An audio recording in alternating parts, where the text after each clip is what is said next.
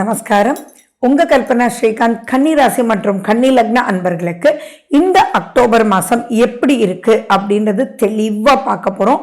கண்டிப்பா இந்த 8-10 நிமிஷம் ஸ்கிப் பண்ணாம பாருங்க.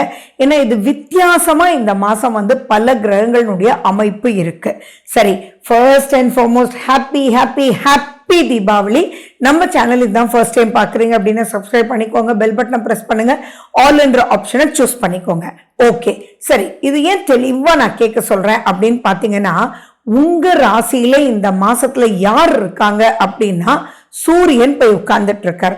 உங்களுடைய 12ஆம் அதிபதி சூரியன், அவர் போய் சனி பகவானுடைய பார்வையில இருக்கார். சோ அப்ப எப்படி இருக்கும் அப்படின்னா, கண்டிப்பா எதையுமே எதிர்த்து போராட வேண்டிய ஒரு நிலைக்குள்ள தள்ளப்படுவீங்க. அது உடலாக இருக்கட்டும், மனமாக இருக்கட்டும், ஏதோ ஒண்ணு நீங்க ஒண்ணு சொன்னா ஏத்த மாதிரி இருக்கவங்களுக்கு வேற ஒண்ணு புரியுது, வேறவங்க ஒண்ணு செய்ய சொன்னா உங்களுக்கு அது வேற மாதிரி புரியுது. சிம்பிளா நான் சொல்றேனே, ஃப்ரிட்ஜில் நீங்க மிடில் டிரா அப்படின்னு சொல்றீங்க, உங்களுடைய எண்ணம் என்னமா இருக்கும்? ஃபுல் ஃப்ரிட்ஜினுடைய நடுவுல இருக்கக்கூடிய டிரா. ஆனா ஏத்த மாதிரி இருக்கவங்களுக்கு என்ன இருக்கும்? அதுல 3 டிரா இருக்கலாம், அந்த டிரானுடைய நடுபாகம்னு இருக்கலாம். புரியுதுங்களா? இப்ப நீங்களும் ரைட், அவங்களும் ரைட். அப்ப யார் தப்பு? ஆனா அந்த இடத்துல அவங்க இல்லைன்னு சொல்லி வருவாங்க. பாரு, இங்கதான் இருக்கு பாரு, எத்தனை தடவை சொன்னாலும் அப்படின்றதும் நீங்க கேட்பீங்க. அப்ப எப்படி இருக்கும்? அவங்களும் ரைட்டு தானே. அப்ப இந்த இடத்துல எப்படி நம்ம எடுத்துட்டு போகணும் அப்படின்றத முக்கியமா பார்க்கணும். அடுத்தது பாருங்க, அந்த சூரியன் போய் வேற இடத்துக்கு, அதாவது அடுத்த வீட்டுக்கு போயிடுறாரு. உங்களுடைய துலாம் தான் 2ஆம் வீடு. அந்த இடத்துல சூரியனுக்கு பிடிக்காத வீடு, அவர் ஹெல்ப்லெஸ் அந்த இடத்துல. மேலும் அந்த காலகட்டத்துல சுக்கிரனும் வேற டோட்டலி பவர் இழக்கிறார். அப்போ உங்களுடைய குடும்பஸ்தானத்துக்கு போறவங்களும் திருப்தி இல்லை, அந்த குடும்ப ஸ்தானாதிபதியும் திருப்தி இல்லை. அப்படின்னா இந்த மாசத்துக்கு என்ன பேர் வைக்கணும் சார்? திருப்தி இல்லாத மாதம் அப்படின்றத நீங்க முக்கியமா பேர் வைக்கணும். அப்ப இந்த இடத்தை எப்படி கடந்து போகணும் அப்படின்னு தெரிஞ்சுக்கிறது தானே இந்த பதிவு. சோ அது எப்படி கடந்து போகணும் அப்படின்றத பாயிண்ட். ஃபர்ஸ்ட் பாயிண்ட், ஜிப் அப்படின்றது ஞாபகம் வச்சுக்கோங்க. ஏத்த மாதிரி கடன்னு உங்க பேரண்ட்ஸ் உங்களை திட்டினாலும் சரி, அல்ல பார்ட்னர்ஸ் திட்டினாலும் சரி, யாரு திட்டினாலும் சரி, அட நீ திட்டு வாங்குறதுக்கு தாண்டா இந்த மாசம், எனக்கு இல்லப்பா இது அப்படின்னு சொல்லிட்டு சிவனேன்னு இருங்க. அங்க எதிர்த்து ஆர்கியூ பண்ணீங்க அப்படின்னா உங்களுடைய புதன் இருக்கக்கூடிய நிலை 2ஆம் தேதியே அவர் சூப்பரா 2ஆம் வீட்டுக்கு போனாலும் பிடிக்காத செவ்வாயோட உட்கார்ந்துட்டு இருக்கார். அப்ப அந்த இடத்துல எக்கச்சக்கமான ஒரு போர் அப்படின்றது உங்களுக்கு வந்துடும். ஏன்னா செவ்வாய் அப்படின்றது 3ஆம் வீட்டு அதிபதியும் 8ஆம் வீட்டு அதிபதியும் கூட. அப்ப தேவையில்லாத இப்ப நீங்க பேசக்கூடிய வார்த்தையினால உங்களுடைய முகம் கூடிய செயல்பாடு, ஃபார் எக்ஸாம்பிள் நீங்க முறைக்கிறீங்க, இல்ல அதோன்னு காமிக்கிறீங்க, அப்படி இருக்கும்போது அவங்களுக்கு பார்த்துக்கலாம்டா இவனை அப்படின்னு ஏத்த மாதிரி இருக்கிறவனை எல்லாருமே எதிராளி ஆக்கிடும். எதிராளி ஆக்கி உங்களுடைய திசா புத்தி அந்தரம் இப்ப ஃபேவரபிளா இல்லை அப்படின்னா இந்த மாசத்துல பல ரூபத்துல ஒரு வித்திடக்கூடிய நெகட்டிவ்காக இப்ப வித்திடக்கூடிய ஒரு கட்டத்துக்குள்ள தள்ளப்பட்டுடுவீங்க. சோ ரொம்ப ரொம்ப ரொம்ப ஜாக்கிரதையா இருக்கணும். சரி, நிறைய வில்லங்கங்கள் நீங்க ஃபேஸ் பண்ணிட்டே இருக்கிறீங்க, அந்த மாதிரி ஒரு ஜாதகம்னு வச்சுக்கோங்களேன். இந்த மாசத்துல எதுவாக இருந்தாலும் சரி, கோர்ட்டு கேஸ், எந்த ஒரு நெகட்டிவ் வெர்ஷன் உங்க வார்த்தையிலேயே உங்களுடைய வாழ்க்கையில போயிட்டு இருந்தாலும் ஜஸ்ட் லைக் தட் தள்ளி விட்டுருங்க. இந்த மாசம் அதை எடுத்து போவே வேண்டாம். கோபம் அப்படின்றது இருக்கவே கூடாது. ரொம்ப முக்கியமா இப்ப முருகனுடைய வழிபாடு உங்களுக்கு ரொம்ப முக்கியம். சோ முருகனுடைய வேல்மாறலை பத்தி நான் சொல்ல தேவையில்லை, உங்க எல்லாருக்கும் தெரிஞ்சதே. வேல்மாறல் நீங்க படிக்கலாம், அல்லது மனசார உட்கார்ந்துட்டு நீங்க கேட்கலாம். அது நெகட்டிவ்ல இருந்து ப்ரொடெக்ட் பண்ணும். அதே மாதிரி எந்த இடத்துல எப்படி நீங்க ப்ரொசீட் பண்ணணும் அப்படின்றதும் இருக்கும். சோ இப்படியெல்லாம் ஃப்ரிக்ஷன் இருந்த ஆரோக்கியத்தை பத்தி நான் சொல்லவா வேணும்? கண்டிப்பா அது டென்ஷனை தான் உங்களுக்கு கொடுக்கும். வயிறு சம்பந்தமான ப்ராப்ளம்ஸ் இருக்கும், ரிஃப்ளெக்ஸ் இருக்கும், கேஸ்ட்ரைட்டிஸ் இருக்கும், தடுமாற்றங்கள் இருக்கும், கீழே விழறதுக்கு உண்டான வாய்ப்புகள் இருக்கு, ஃப்ராக்சர் ஆகிறதுக்கு வாய்ப்புகள் இருக்கு. வண்டி வாகனத்துல போகும்போது அலர்ட் ஒரு கான்செப்டோட நீங்க போயிட்டு இருங்க. பட் இதெல்லாம் இருந்தாலும் ராகுன்றவர் 6ஆம் வீட்டுல இருக்கிறதுனால எதையும் சமாளிக்கலாம் அப்படின்ற ஒரு உணர்வு கண்டிப்பா இருக்கும். அதுல பயப்பட வேண்டிய அவசியங்கள் இல்லை.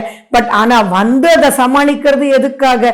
சமாளிக்கிறதுக்காக தான் வாழ்க்கையா அப்படின்னா சேலஞ்சஸ் வரும். ஆனா இப்ப இருக்கக்கூடியதுல அந்த சமாளிக்கிறதுக்கு ஹை எனர்ஜி தேவைப்படும்.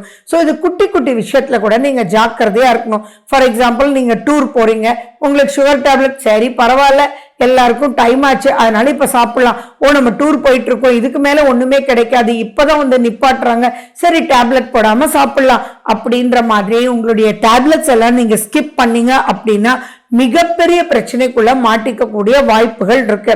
சோ எதையுமே ஆர்கனைஸ் பண்ணுங்க. எதன் வழியிலையும் எந்த ஒரு பாசிட்டிவான ஆஸ்பெக்ட நீங்க மிஸ் பண்ணிடவே கூடாது.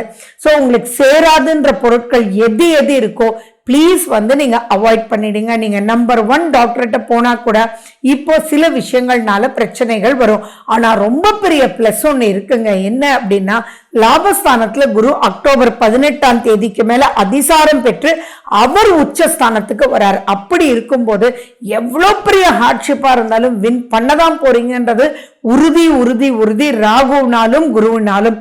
இதுல ஒரு மைனஸ் ஒரு பிளஸ் என்ன அப்படின்னு பாத்தீங்கன்னா, குருனுடைய பார்வை ராகுக்கு இல்ல, ஆனா அந்த குரு லாபஸ்தானத்துல இருக்கார். சோ ஏதோ ஒரு குருனுடைய அருள் வந்து கண்டிப்பா இருக்கு. அதனால மிக பெருசா மைனஸ் ஆகாது. நீங்க வந்து இரிட்டேட் மட்டும் ஆகாம இருந்துட்டீங்கன்னா போதுமானது. வயிறு சம்பந்தமான விஷயங்களை நீங்க ரொம்ப ரொம்ப ரொம்ப ரொம்ப கேர்ஃபுல்லா நீங்க வந்து பாத்துக்கணும். நட்பு வட்டாரத்திலையும் எந்த ஒரு கேலி கிண்டல் அந்த மாதிரி விஷயங்கள் வேண்டாம். நீங்க மைண்டுக்கு என்ன நீங்க எடுத்துக்கணும் அப்படின்னா, எந்த வார்த்தை அவங்களுக்கு ஹர்ட் பண்ணுமோ அந்த வார்த்தையை நீங்க சொல்லாம இருந்துட்டீங்க அப்படின்னாலே ஆட்டோமேட்டிக்கா சம்திங் சூப்பர். நான் தான் சொல்றேனே, உங்களுடைய முக பாவனை, உங்க கண்ணு அப்படியே வந்து நெகட்டிவா மற்றவங்களுக்கு சித்தரிக்கும் சொல்லும் போது அந்த இடத்துல உங்களுடைய பேச்சுக்கள் வேற இருந்ததுன்னா மிகப்பெரிய ப்ராப்ளத்துக்கு கொண்டு போயிடும். ஸோ எப்பயுமே பேசுறோன்றதை விட அதை எப்படி பேசுறோம் அப்படின்ற ஒரு கம்யூனிகேஷன் டெக்னிக்கை நீங்க ஃபாலோ பண்ணணும். அதே மாதிரி இப்ப செவ்வாய் சம்பந்தமா நீண்ட நாள் பிரச்சனைகள் ஆரோக்கியத்துல இருக்கு, ஆனா சர்ஜரி தான் பண்ணணும் அப்படின்னா அதெல்லாம் டபுள் ட்ரிபிள் ஒப்பீனியன் நீங்க வாங்கிட்டு ப்ரொசீட் பண்றது ரொம்ப ரொம்ப இம்பார்ட்டன்ட். உங்களுடைய 5ஆம் வீடு சனி பகவான், அவர் 7ஆம் வீட்டுல போய் உட்கார்ந்துட்டு இருக்கார். ஸோ இந்த இடத்துல நீங்க வந்து பிரெக்னெண்டா இருக்கீங்கன்னா இன்னுமே நான் சொல்ற விஷயத்துல நிறைய கான்சென்ட்ரேட் பண்ணி correct food, healthy food, iron content, வீட்டுல எவ்வளவு பிரச்சனை எது போனாலும் சரி உங்களை நம்பி அந்த குழந்தை வயிற்றுல உருவாயிருக்கே அப்படின்னு சொல்லிட்டு மனசை ரொம்ப ரொம்ப சாந்தமா வச்சுட்டு மெடிடேட் பண்ணி சூப்பரா நீங்க எடுத்துட்டு போகணும். உங்களுக்கு எந்த ராகம் உங்களுக்கு கேட்டா சூப்பரா இருக்குமோ அந்த ராகத்தை நீங்க போட்டுட்டு ஆத்மார்த்தமா அதை லயிச்சு இருக்கணும். பிரெக்னெண்டா இருக்கிறவங்க கால் வைக்கும் போது, செய்யும் போது, படி இறங்கும் போது எதுலையுமே ஒரு தடவைக்கு 2 தடவை ரொம்ப எச்சரிக்கையா இருக்கணும். அப்படி இல்லைன்னா ஏதாவது மிஸ்கேரேஜ் ஆறதுக்கு உண்டான வாய்ப்புகள் இருக்கு. மென்சுரல் சிஸ்டம் ப்ராப்ளம் நிறைய பெண்களுக்கு இப்ப இருக்கதான் செய்யுது. இப்ப கன்னிராசி கன்னிலக்ன அன்பர்கள் அதுலயுமே ரொம்ப வந்து முக்கியத்துவம் கொடுக்கணும். உங்களுக்கு மகாவிஷ்ணுனுடைய கோயில் ரொம்ப சிறப்பு. துளசி தீர்த்தம் எடுத்துக்கோங்க, பச்சை கற்பூரம் உபயோகிச்சுக்கோங்க. எதெல்லாம் உங்க மனசுக்கு சந்தோஷத்தை கொடுக்குமோ அதெல்லாம் உங்களுக்குள்ள எடுத்துக்கோங்க. எதெல்லாம் நெகட்டிவ் தாங்கவே முடியலன்னு சொல்றீங்களோ கடகடன்னு பேப்பர்ல எழுதுங்க. யாரை திட்டணுமோ அந்த பேப்பர்ல அப்படியே திட்டிடுங்க. அப்புறம் கிழிச்சு துண்டு துண்டாக்கி டஸ்ட்பின்ல போடுங்க. நான் சொல்றது இது சின்ன விஷயம் தான், பண்ணி பாருங்க. எவ்வளவு மன ஆறுதல் கிடைக்கும்ன்றது நான் உங்களுக்கு சொல்ல தேவையில்லை, நீங்களே உணர்வீங்க. So wish you good luck. வாழ்க வளமுடன். நன்றி, வணக்கம்.